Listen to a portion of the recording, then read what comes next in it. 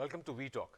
आज के प्रोग्राम में हम बात करेंगे माहिर तालीम से और बात होगी उन तमाम तर लेटेस्ट टेक्नोलॉजी और गैजेट्स के हवाले से जिनका इस्तेमाल अमल में लाकर जिनको प्रैक्टिकली हम लेटेस्ट टेक्नोलॉजी की एक बड़ी एडवांसमेंट कंसिडर करते हैं, जो बहुत पॉसिबिलिटीज़ की एक जो है बौछार हम पर हुई और डिस्टेंस लर्निंग या ऑनलाइन लर्निंग के ऐसे कोर्सेज जो कि माजी में पॉसिबल नहीं थे, अब वो पॉसिबल हो गए। लेकिन जहाँ ये टेक्नोलॉजी जो है वो पाकिस्तान में और पाकिस्तान से बाहर भी दुनिया भर में इस मकसद के लिए इस्तेमाल हुई और बहुत मकबूल है, वहीं उसके कुछ इंसानी हवाले से कुछ ऐसे असरात हैं जिसमें पाकिस्तान और पाकिस्तान से बाहर भी दीगर दुनिया में मनफी असरात इंसानी लिहाज से मुरतब हो रहे हैं। जो हमारी नई नस्ल है वो बहुत बुरी तरीके से इससे मुतासर है। इस सिलसिले में हम बात करेंगे। माहिर तालीम डॉक्टर आतिफ अशरफ हमारे साथ हैं, माहिर नफ्सियात हैं और तालीम के शोबे से भी इनका ताल्लुक है। Sir, welcome to the show. जी, थैंक यू सो मच साहब। अच्छा सर, हम बात कर रहे हैं जो लेटेस्ट जो टेक्नोलॉजी एडवांसमेंट है उस हवाले से जो मुल्क में हमारे एक रेवोल्यूशनरी चेंज आया, बल्कि दुनिया में एक रेवोल्यूशनरी चेंज आया इन डिस्टेंस लर्निंग और इसके साथ साथ जो online training and different educational courses के हवाले से एक बहुत पॉजिटिव जो है चेंज है। लेकिन साथ ही हम ये देखते हैं कि हमारी जो नई नस्ल है उससे खासी मुतासर नज़र आती है, जिसमें सबसे इम्पॉर्टेंट जो एक साइकोलॉजिकल डिसएडवांटेज है या एक ऐसा मनफी असर है जो ह्यूमन साइकोलॉजी पे इफ़ेक्ट कर रहा है, वो एक टाइम स्पैन जो एक इंसान के लिए, जो एक नॉर्मल इंसान है उसका जो एक फोकस करने का या किसी चीज़ पर, किसी टॉपिक पर तवज्जो मरकूज़ रखने का जो एक टाइम स्पैन है वो कम से कम तर होता जा रहा है। तो सर, इस सिलसिले में अगर आप हमें, हमारे नाज़रीन को भी बता सकें कि ये जो एडवांसमेंट है, जहाँ इसके कुछ फ़वाइद हैं, उसके बेशुमार फ़वाइद हैं, कुछ ऐसे जो नुकसानात हैं, ज़रा अगर आप हमें इस हवाले से बता सकें और कुछ रोशनी डाल सकें प्लीज़। जी राइट साहब, बहुत शुक्रिया। सबसे पहले तो अगर हम बात करें टेक्नोलॉजी की, तो आपकी बात बिल्कुल ठीक है कि एक रेवोल्यूशनरी चेंज आया है पूरी दुनिया में, लर्निंग के हवाले से, डिस्टेंस लर्निंग के हवाले से और टाइम जो है मैनेजमेंट उसके हवाले से। लेकिन आपने टाइम बड़ी आला मिसाल दी कि जिस तरह हम जितना टाइम कंज्यूम करते हैं लर्निंग में, जी टेक्नोलॉजी ने हमें इतना आसान तो कर दिया है, लाइक एक कॉम्प्लेक्स कॉन्सेप्ट्स को due to the help of technology we can easily understand that. Like अगर आप यूट्यूब की वीडियोस देखें, उन वीडियोस का कंटेंट देखें, तो उनके अंदर एनिमेशन की टेक्नोलॉजी है, उनके अंदर ग्राफिक्स की टेक्नोलॉजी है, उनके अंदर वॉइस जो है वो उस तरह से यूज हो रही है जो कि कंटेंट की डिमांड है। तो प्लेटफॉर्म्स की भी अबंडेंस है और साथ टेक्नोलॉजी के जो टूल्स हैं वो भी एनहेंस करते हैं आपकी अंडरस्टैंडिंग को क्विकली लर्न करने के लिए। तो ये तो एक बात होगी इसके प्रोज की। लेकिन अगर हम आपने बात की टाइम कंजप्शन की, तो इससे इसके जवाब से पहले हमें थोड़ा माजी में जाना पड़ेगा जब ये टेक्नोलॉजी नहीं थी। तो आप दूर ना जाए, जस्ट आप 2000 से पहले पहले चले जाएं, जब पाकिस्तान में इंटरनेट इतना आम नहीं था। तो तब जो एजुकेशन सिस्टम था उस वक्त, जब कॉलेजेस में, स्कूल्स में, इवन के यूनिवर्सिटीज में जो लर्निंग थी उसकी बेस थी आपकी बुक, पेंसिल, कॉपी और आपका टीचर। जी तो जब आप एक टॉपिक को समझने में जितना टाइम सर्व करते थे, वो उतनी आपकी लर्निंग को होलिस्टिक अप्रोच के तहत वो उसको एनहांस करता था। लाइक फर्स्ट के लिए आपने एक टॉपिक पे काम करना है, आपने एक टॉपिक के लिए आप लाइब्रेरी जाते थे, आप वहां पे बुक्स कंसल्ट करते थे, टीचर से बात करते थे, राइटिंग की प्रैक्टिस करते थे, जो सवाल आते थे वो टीचर आके पूछते थे। तो जितना टाइम आप कंज्यूम करते थे किसी एक कंसेप्ट को समझने के लिए, वो टाइम आपकी इन्वेस्टमेंट थी। उसके बाद जो आपकी लर्निंग होती थी वो लॉन्ग लास्टिंग होती थी। तो वो इनकी लॉन्ग लास्टिंग बाद में ये है कि वो उसके भूलने के चांस या ज़हन से निकलने के चांस कम कम होते थे। लेकिन अब आजकल के दौर में आप वही कंसेप्ट जो है अगर वो सीखना चाह रहे हैं, it's just a single click away.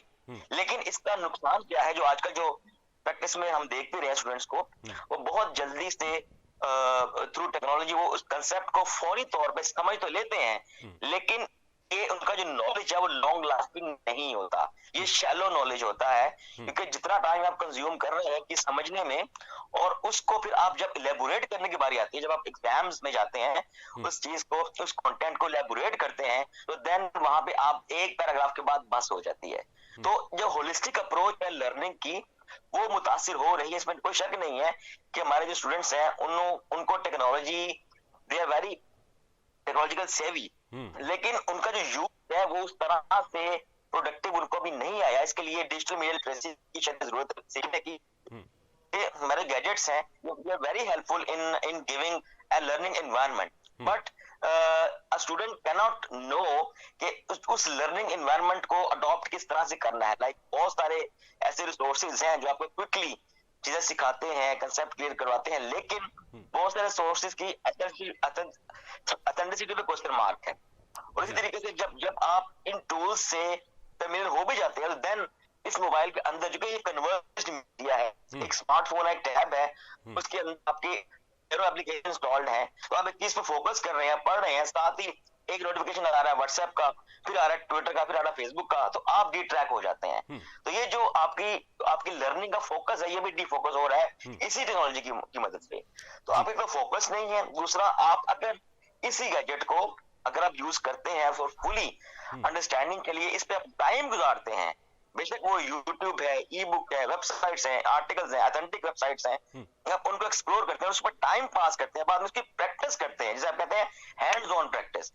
You don't only read but also rewrite the concept what you have actually comprehend the concept.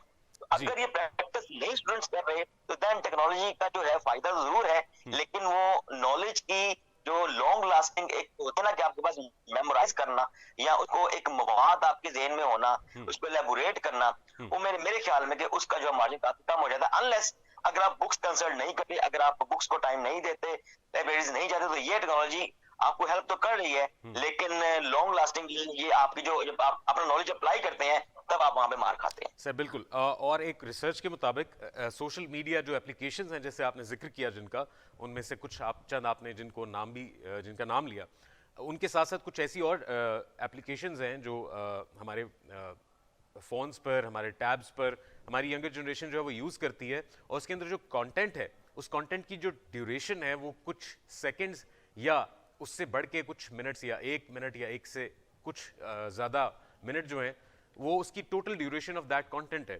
अब उसकी एक हद से ज़्यादा जो कंजम्पशन है ऐसे कंटेंट की, इस मुशाहिदे के मुताबिक, इस रिसर्च के मुताबिक, जो attention span of a human being जो है उसके ऊपर वो बुरी तरह उसके ऊपर इफेक्ट कर रही है।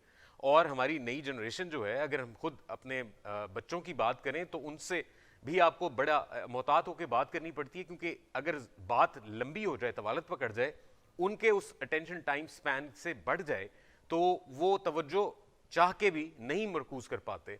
और इसका मुशाहिदा मैंने खुद ज़ाती तौर पे भी किया, और वो रिसर्च सामने आई तो मैंने उसको डिटेल में पढ़ा। ज़रा इस हवाले से भी बताइए कि क्या ये जो अटेंशन स्पैन है, इसके ऊपर जो इफेक्ट कर रही है ये ऐसे कंटेंट की कंजम्पशन, हाउ टू एक्चुअली इसको कैसे इससे बचा जा सकता है, और हमारी नई नस्ल को कैसे इससे बचाया जा सकता है?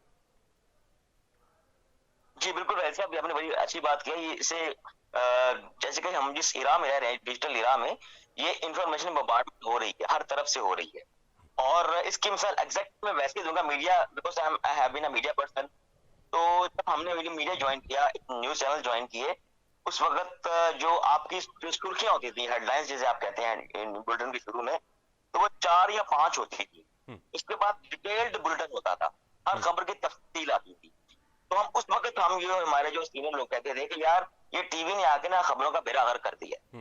अब लोग अखबार नहीं पढ़ते, डिटेल में खबर नहीं पढ़ते, सुर्खियां सुनते हैं, 2 खबरें सुनी, उन्हें समझते हमें सारी जर्नलिज्म आ गई है। हालांकि इस तरह से ये जो नहीं होना चाहिए। उसके बाद अब क्या हो रहा है, अब क्योंकि आपने बात की, शॉर्ट्स की बात की, कि आप कम से कम टाइम में मैक्सिमम इंफॉर्मेशन देना चाह रहे हैं, क्योंकि बहुत ज्यादा इंफॉर्मेशन है। तो अब आजकल तमाम न्यूज चैनल्स में जो सारा फोकस आ गया हेडलाइंस के ऊपर, और जो न्यूज बुलेटिन की जो हर खबर की तफसील है वो तकरीबन खत्म होती चली जा रही है। तो उसका अब असर क्या पड़ा कि वो जो कि एक कंपटीशन के तौर में अब वो लोग भी चाह रहे हैं कि हमारी ऑडियंस जो है वो एक कम से कम टाइम में मैक्सिमम कंटेंट कंज्यूम कर ले, बिकॉज इट्स अ कंपटीशन। लेकिन अल्टीमेटली वही वाली बात आ गई कि आज भी जो सीनियर जर्नलिस्ट या जिन लोगों ने काम किया है अखबारों में, जो पुराने सहाफी हैं, जो पुराने तज्जियाकार हैं, वो आज भी ये कहते हैं कि अगर आप अखबार नहीं पढ़ते तो आप खबर को नहीं समझ सकते, ठीक आप उस कॉन्टेक्स्ट को नहीं समझ सकते, ठीक आपकी खबर की इंफॉर्मेशन जो होगी ये आपको एक खास तरह की परसेप्शन दे देगा। आपने बिल्कुल ठीक कहा। जैसे आपने कहा कि होलिस्टिक जो इसकी एक बात होती है कि एक सतही तौर पे तो इसको जाना जा सकता है, कुछ महदूद इंफॉर्मेशन उसके बारे में या किसी भी टॉपिक के बारे में आपको मिल जाती है हेडलाइन से या वो शायद सुर्खियों के पढ़ लेने से या सुन लेने से, लेकिन एक कंप्लीट पिक्चर जो है वो सामने तभी आती है जब तफसील से आपको आगाही मिले। तो इसी हवाले से सर जो हमारी जो एजुकेशन का सिस्टम है वहाँ पे राय जो ये ऑनलाइन सिस्टम है उसके साथ रिलेटेड डिफरेंट जो टेक्नोलॉजी की हम बात कर रहे हैं, कुछ ऐसी टेक्नोलॉजी इन्वॉल्व है जहाँ पे again time is actually is been consider कि बहुत कम वक्त में बहुत ज़्यादा इंफॉर्मेशन जो है वो आपने कंज्यूम करनी है और आपको उस कंजम्पशन के ऊपर ही ग्रेडिंग की जाएगी। तो how is it actually affecting this whole education system of Pakistan? Exactly sir, ये जिस तरह अगर फर्स्ट एग्जांपल दूं, अगर मैं कहूं कि बायोलॉजी क्या है तो एवरीवन कैन से यार the study of living things is called biology, लेकिन what is actually biology is, उसमें बहुत सारा एक पूरा डिसिप्लिन एक है। तो यही हिसाब आ गया आपके अंदर, एक टॉपिक को एक पीरियड के अंदर कवर करना कोई बड़ी बात नहीं है। ये दुनिया का सबसे आसान काम है कि आप चंद पॉइंट्स को इलैबोरेट कर दें एक मिनट के अंदर अंदर। तो ये करने के बाद आप ये हरगिज़ ना समझे कि स्टूडेंट जो है वो सारी बात आ गई है, कि स्टूडेंट के पास वो कॉन्टेक्स्ट नहीं है, जिस वो कंडीशन नहीं है, वो कॉन्टेक्स्ट नहीं है, और वो ना ही वो एनवायरनमेंट है इसके अंदर वो उस पर बहस कर सके, उस पर तबसरा कर सके। अभी याद आ गई, अब यही जो प्रैक्टिस है हमारी शॉर्ट्स की, ये स्टूडेंट्स को लेके आई रटे लगाने की तरफ।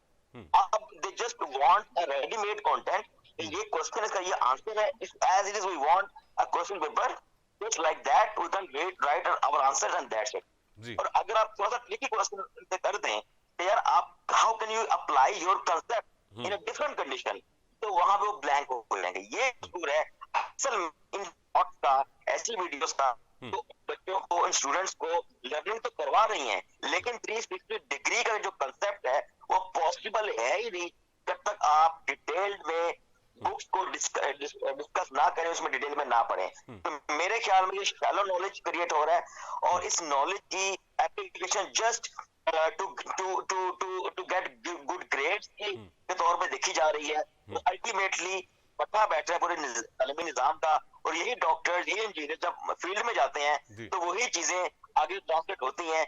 तो दैट्स व्हाई आपने भी सुना होगा कि की जो वो थी पहले किसी जमाने में, आजकल वो नहीं है। क्यों नहीं है? रीजन इज दैट कि इतने ज्यादा कंपटीशन हो गया है, जितनी ज्यादा यूनिवर्सिटीज आ गई हैं और जितनी ज्यादा रेस में रोल हो रहे हैं, उसकी क्वालिटी सफर हो रही है। तो अल्टीमेटली अब बाहर के मुल्कों में पाकिस्तानी डॉक्टर्स की वो अहमियत नहीं रही अनफॉर्चुनेटली जो कभी थी।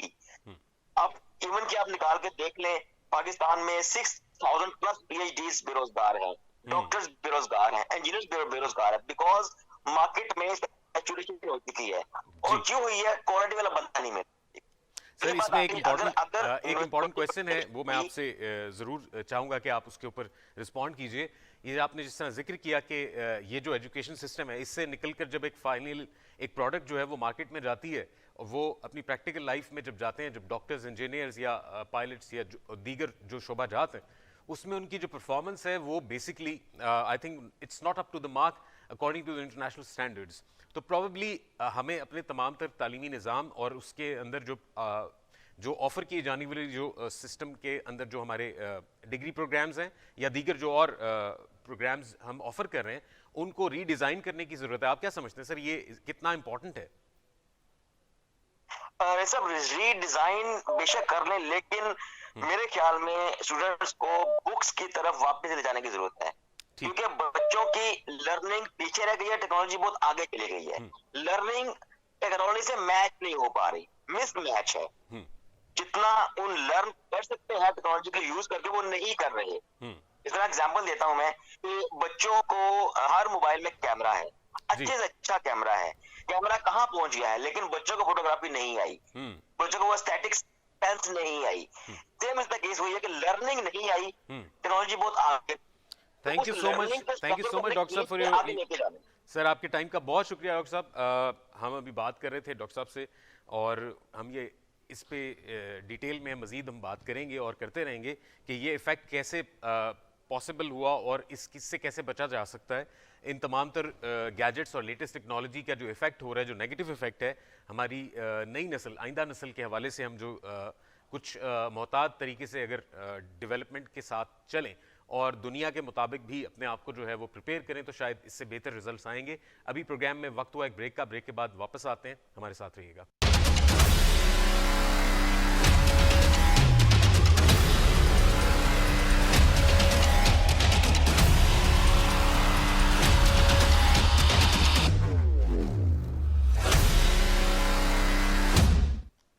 Welcome back.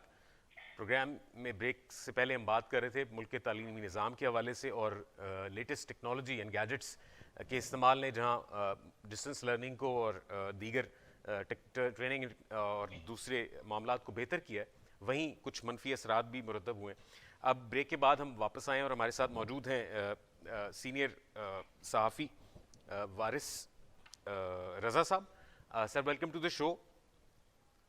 Thank you, welcome. अच्छा सर, अभी लेटेस्ट जो है, अब हम ज़रा थोड़ी सी सियासत पे बात कर लेते हैं, और सियासत के हवाले से बड़ी गहमा गहमी क्योंकि हम देख रहे हैं, और लेटेस्ट जो खान साहब ने एक ऐलान किया है और जिस हवाले से उन्होंने बात की है वो भी हमारे सामने है। और इसी तरह उन्होंने एक 17 तारीख जो है वो दिसंबर की 17 वो डेट भी दे दी है, वो अनाउंसमेंट दी है उन्होंने कि जी वो 17 तारीख को अनाउंस करेंगे कि असम्बलियाँ तहलील कर दी जाएँ। साथ ही हमने देखा कि हमारी हिना रबानी खर साहिबा की एक डिटेल प्रेस मीडिया टॉक, जिसमें उन्होंने कुछ शवाहिद का जिक्र किया कि किस तरह बैरूनी हाथ मुलविस हैं पाकिस्तान में दहशत गर्दी के हवाले से। और साथ साथ फिर अगर इकॉनमी की बात करें तो इसहाक डार साहब की भी, और उससे पहले मिफ्ता इस्माइल साहब की भी जो है दो स्टेटमेंट्स बड़ी आपस में जो मुतजाद हैं, उनका बड़ा जिक्र हो रहा है। तो हम पहले बात कर लेते हैं इमरान खान साहब ने जो बयान दिया है और अपने वीडियो खिताब में जो उन्होंने एक डेट दे दी है 17 तारीख इस महीने की, और उन्होंने कहा है कि जी वो ऐलान करेंगे असम्बलियों को तहलील करने का। तो आप समझते हैं कि ये पॉसिबिलिटी है, और उन तमाम जो है KP के साथ साथ जो है पंजाब की हुकूमत, जो मौजूदा हुकूमत है, वो उनके साथ है, एक ही पेज पर है?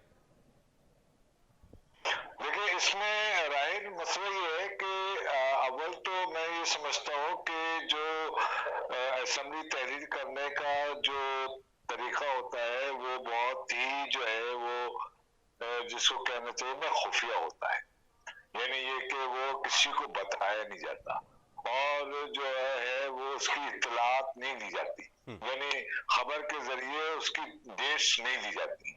तो बेसिकली तो ये एक इंतहाई नॉन पॉलिटिकल एटीट्यूड है, एक बात। दूसरी बात ये है कि नॉन पॉलिटिकल, चूंकि इमरान खान को मैं क्या बहुत सारे हमारे तजियाकार ये समझते हैं कि वो पॉलिटिकली तौर से उस तरीके से मैच्योर नहीं है, लिहाजा वो नॉन पॉलिटिकल और इनमैच्योर पॉलिटिक्स के जो है वो अलमबरदार है। तो लिहाजा मैं ये समझता हूँ कि देखिए, वो सैफुल्लाह खान की जो प्रेस कॉन्फ्रेंस है वो बड़ी अहम है, और वो ये है कि उन्होंने ये कहा कि जनाब पहले पंजाब असेंबली जो है वो डिसॉल्व होगी तो हम करेंगे। ठीक। तो ये शराइत जो होती है, शराइत का मतलब ये है कि सम कंफ्यूजन और सम रिजर्वेशन। ठीक सर, रिजर्वेशन तो वाज़ेह नज़र आती है, क्योंकि अभी जिस तरह आपने रिजर्वेशन की बात की तो चौधरी परवेज़ इलाही साहब ने भी माजी करीब में वो अपनी रिजर्वेशन का इजहार किया। फिर खान साहब की तरफ से जो एक्नॉलेजमेंट आई, उन्होंने कहा कि नहीं, उनका मामला जो है वो ठीक है, मैं समझ सकता हूँ, हम समझ सकते हैं कि वो कुछ अभी मज़ीद ताख़ीर चाह रहे हैं इस डिसीजन में कि असम्बली तहलील कर दी जाए। तो अब आपने सैफुल्लाह खान साहब के हवाले से भी वो उनकी प्रेस कॉन्फ्रेंस में उन्होंने जिक्र किया कि पहले अगर पंजाब में ये मामला हो जाते हैं और ये असम्बली तहलील कर ली जाती है तो फिर हमारी बारी आएगी। तो आप क्या समझते हैं, ये तो आपस में एक डिफरेंस ऑफ ओपिनियन है, या इमरान खान बहुत प्रैक्टिकली खेल ये रहे हैं और चालाकी दिखाने की कोशिश कर रहे हैं, जो कि वो चलेगी नहीं। क्या है कि अगर पंजाब असेंबली के वजीर आला जो परवेज इलाही हैं, जो कि रिजर्वेशन रखते हैं, अगर वो डिसॉल्व नहीं करते तो उनके पास एक बहुत बड़ा जवाब मिल जाता है कि खैबर पख्तूनख्वा असेंबली को भी डिसॉल्व ना करें। ठीक है, तो यानी ये उनके परवेज इलाही के ऊपर बंदूक रखकर जो है ना वो खैबर पख्तूनख्वा असेंबली को बचाना चाहते हैं। तो देखिए ये टैक्टिकली और चालाकी के साथ, देखिए सियासत चालाकी का नाम नहीं है, सियासत महारत का नाम है। सियासत जो है वो चाल चलने का और चाल को मात देने का नाम है। तो मैं ये समझता हूं कि इमरान खान का ये जो अनाउंसमेंट है ये गैर जरूरी भी है और गैर संजीदा भी है, लिहाजा इसको किसी भी संजीदगी से नहीं लिया जाना चाहिए।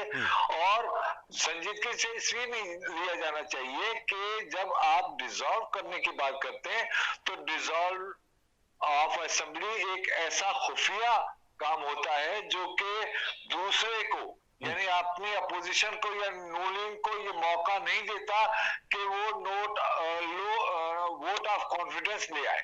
लेकिन तो सर मौका दे रहे हैं नूलिंग को। बिल्कुल ठीक है सर, इस केस में जाहिर है एक बड़ा खुला ओपन स्टांस, बल्कि वो तमाम तर जो उनके हरबे थे जो इससे पहले उन्होंने इस्तेमाल किए, जब कुछ और कारगर नहीं साबित हुआ तो गालिबन मेरी नज़र में उन्होंने एक और जो है वो एक दाव खेला और उन्होंने कहा कि जी असम्बलीज डिज़ोल्व करके शायद हम जो है वो जनरल इलेक्शंस को भी करीब तर ले आएंगे और वक्त से पहले इंतखाबात जो है वो मुमकिन हो पाएंगे। ये प्रेशर बिल्ड करके उन्होंने गालिबन कोशिश की है कि आमादा किया जाए PDM की तमाम तर जो लीडरशिप है उसको कि कबल वक्त इंतखाबात जो है उसमें जाना जो है वो इनएविटेबल है। लेकिन सर उसके साथ साथ जो राहिल मैं थोड़ा सा इसमें डिफर करूंगा।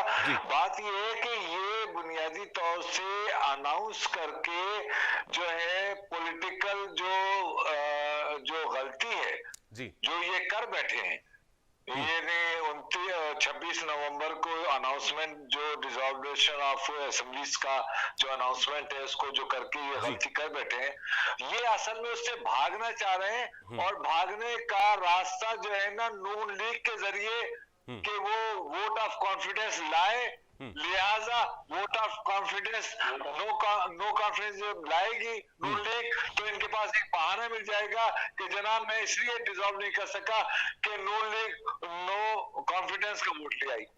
सर देखिए वो तो ये तो खान साहब की स्ट्रैटेजी हो गई, आपने सही कहा। That is the running.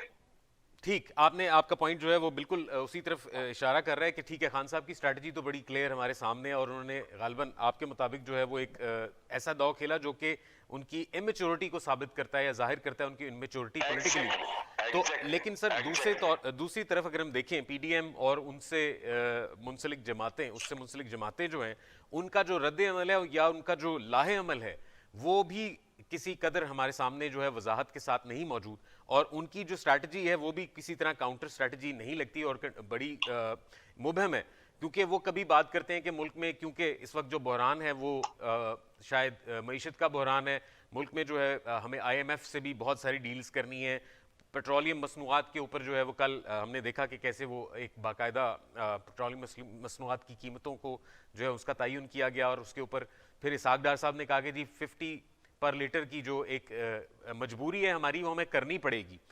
फिर हमारी तरफ से जो इसहाक डार साहब की तरफ से उनके मुताबिक मुल्क की मईशत बड़ी दुरुस्त सिमत पकड़ चुकी है और उसी के काउंटर में मिफ्ता इस्माइल साहब ने कहा कि मुल्क जो है वो दिवालिया होने का खतरा है।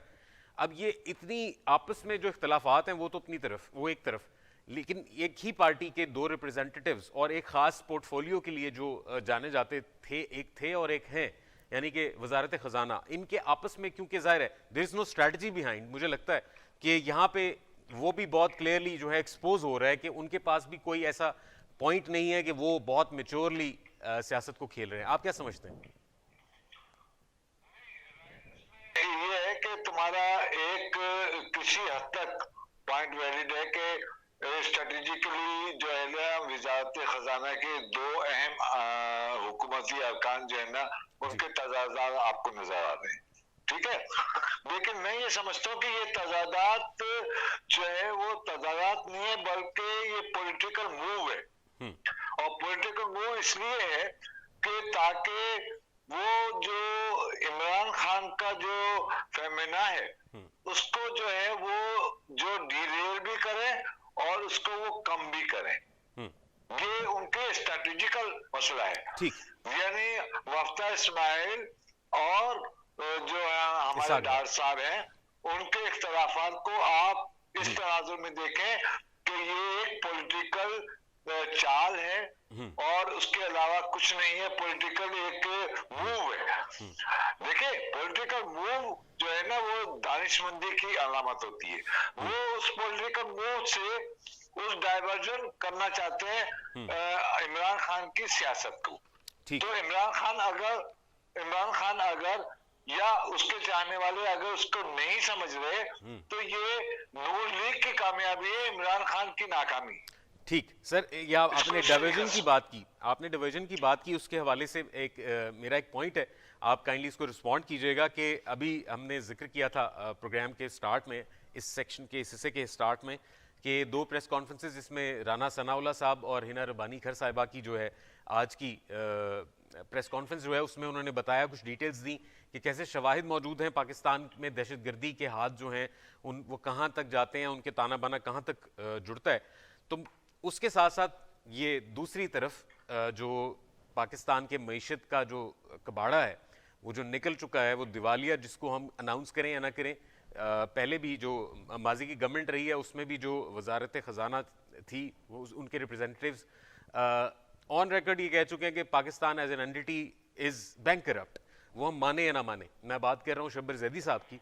और उसके बाद फिर अब आप बात करते हैं तो हमारे सामने इसहाक डार साहब का एक स्टेटमेंट है और दूसरी तरफ मिफ्ता इस्माइल साहब का एक और स्टेटमेंट है। इसका मतलब है कि पाकिस्तान में पॉलिटिकली स्टेबिलिटी तो नहीं आई और मईशत का भी ऐसा बुरा हाल है कि वजारत ख़जाना जो है जिस शख्सियत के हाथ में है गालिबन वो भी कन्फ्यूजन का शिकार है।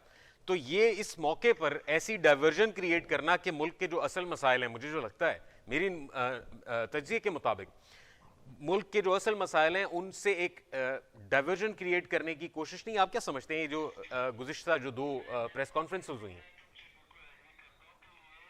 असल अवामी मसाइल से जो है ना डाइवर्जन की एक कोशिश है, अवामी मसाइल से जो है ना यानी अपने आप को हटाने की या पोशीदा रखने की या उससे अलग रखने की एक कोशिश है। बिल्कुल I do agree with you, लेकिन इसके साथ साथ एक बात जहन में रखिए राइट, बात ये है कि पॉलिटिकली तौर से जो पीडीएम है ये बहुत माहिर खिलाड़ी है, ठीक है ना, और इनके सामने एक ऐसा शैतान या शैतानी करने वाला बच्चा जो कि जबरदस्ती चीजों को बिगाड़ना जानता है वो उनके सामने आ गया है जिसका नाम इमरान खान है। लिहाजा उसको हैंडल करने के लिए ये मुख्तलिफ स्ट्रेटेजीज का सहारा लेते हैं। ठीक, तो आप ये बिल्कुल ना समझे कि they are very mature then Imran Khan. ठीक, लेकिन सर ये जो डिफरेंस ऑफ मैच्योरिटी है, like the level of maturity between 2 parties, opposition और पीडीएम, इनकी जो डिफरेंस है, बेशक आपने बिल्कुल इसमें कोई शुबा नहीं है कि जो बहुत ही जीरक और बहुत ही सीजन्ड पॉलिटिशियंस हैं वो पीडीएम का हिस्सा हैं और खान साहब की जो पॉलिटिक्स है उसकी जो अगर हम डेप्थ में जाएं तो वो इतनी पुरानी या इतनी मैच्योरिटी नहीं रखती वक्त के हिसाब से भी।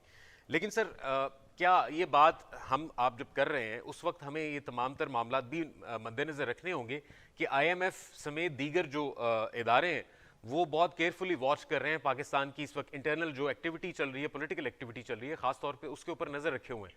तो क्या आप समझते हैं कि ऐसे हालात में कैसे पॉसिबल होगा पाकिस्तान में even at on the time elections को कंडक्ट कराना, क्योंकि उसकी एक बहुत बड़ी कॉस्ट है, और साथ ही ऐसे जो दीगर जो अभी मनसूबाबंदी की बात करें और जो डेवलपमेंट के हवाले से हमारे प्राइम मिनिस्टर साहब भी बड़े जो है वो इस वक्त जो एक्टिव हुए हुए हैं, आज जो हैं वो हमारे ताजिकिस्तान के गालिबन जो है सदर जो हैं वो पाकिस्तान के दौरे पर हैं, और इससे पहले हमने देखा कि तुर्की तशरीफ़ लेकर गए वज़ीर आज़म और उन्होंने एक फ़िज़ा कायम करने की कोशिश की है गालिबन कि पाकिस्तान में जो है डेवलपमेंट वो वापस आ रही है, पाकिस्तान में जो है वो दीगर जो है मामला चल रहे हैं, मनसूबाबंदी जारी है।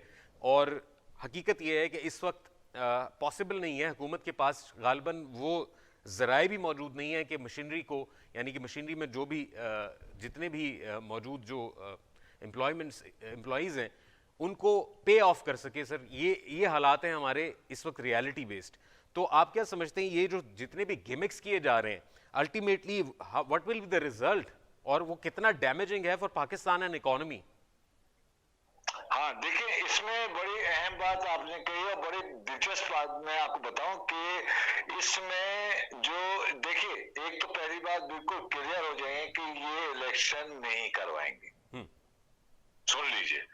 और इनका इलेक्शन न करवाने में आईएमएफ जो है ना वो इनका सेवियर होगा, इनका मददगार होगा। ठीक, इसलिए कि इकोनॉमिकल कंडीशन को वो आप करेंगे और उस अपकमिंग जो इकोनॉमिकल कंडीशन है या डेटराइजिंग जो इकोनॉमिकल कंडीशन है उसको दिखाकर जो है वो जो अरबों रुपए का जो खर्चा है जी, उसको जवाब बनाकर ये इलेक्शन नहीं करवाएंगे। बिल्कुल। Thank you so much. क्योंकि अभी रिसेंटली इंटरनेशनल जो आईएमएफ की जो रिप्रेजेंटेटिव है उनकी तरफ से भी बड़ा एक ऐसा ही बयान सामने आया है कल गुज़िश्ता रोज। मैं यही बात अर्ज कर रहा हूँ जी जी, कि इंटरनेशनल मॉनेटरी फंड और इंटरनेशनल इदारे भी उनको उसकी सपोर्ट करेंगे जी, और आपकी एस्टेब्लिशमेंट भी इनको सपोर्ट करेगी। ठीक, तो लिहाजा मैं इसलिए कह रहा हूँ कि ये जो गिमिक्स जिसको आप कह रहे हैं, ये जो पॉलिटिकल चाल चली है इमरान खान ने, ये इमेच्योर चाल है। और इसके अलावा एक और बहुत खतरनाक जो गेम खेला गया है जिसका आपने इशारा किया, अब मैं उसकी वजाहत कर देता हूँ। वो क्या है कि आपकी जो फॉरेन स्टेट मिनिस्टर हैं यानी रब्बानी खान जी, और आपके वजीर दाखिला जी, उन्होंने एक ऐसे वक्त पर जबकि पाकिस्तान में कहीं भी हाफिज सईद के मुतालिक कोई जो है ना जो है एक हमदर्दी नहीं है, यानी दहशतगर्दी या हाफिज सईद के हवाले से कोई हमदर्दी नहीं है, ठीक, उस इशू को एकदम एक दो दिन के अंदर जी, बिल्कुल ठीक। लाने आपने का कहा मतलब एकदम ऑन सरफेस लाने की एक खास वजह ही होगी, आपने सही इशारा किया सर। इंटरनेशनल जो इदारे हैं सर बिल्कुल वो अलर्ट हो। सर, थैंक यू सो और मच। आपका अलर्ट पॉइंट वेल होकर जो टेकन है। अनफॉर्चुनेटली हमारा टाइम जो है वो ख़त्म हो रहा है, बड़ा मुख्तसर था। आपसे मजीद बात जारी रहेगी, दीगर मौजूआत पर भी हम आपसे बात करेंगे। Thank you so much for your time. नाज़रीन, हमारे प्रोग्राम का वक्त आज के लिए ख़त्म होता है। कल तक के लिए मुझे इजाज़त दीजिए। अल्लाह हाफ़िज़।